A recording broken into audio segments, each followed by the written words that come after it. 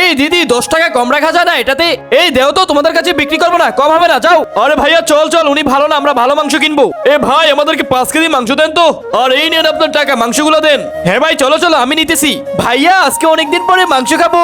হ্যাঁ হ্যাঁ, তোর জন্য তো মাংস রান্না করবো, তুই এখন আমার সাথে সাহায্য কর। বন্ধুরা আজকের মাংসটা আমরা বারবিকিউ করে অন্য সিস্টেমে খাবো। সবার প্রথমে বারবিকিউ করার আগে মশলাগুলো দিয়ে ভালো মতো মাংসটাকে ম্যারিনেট করে নেই। ভাইয়া আমি কয়লা নিয়ে আসছি, চলো রান্না করি। চল চল রান্না শুরু করে দিই তাহলে। এই তো এখান থেকে এই চুলাটা নিয়ে নেই, এই চুলার ভিতরে আজকে বারবিকিউ করব।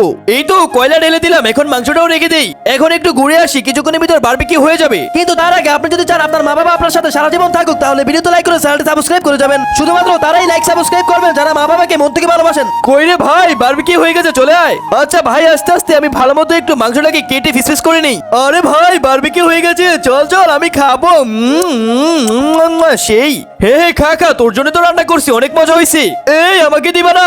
ভাইয়া দাদু আসছে, দাদুকেও দে। নেও দাদু ভাই, সবাই লাইক করে দাও।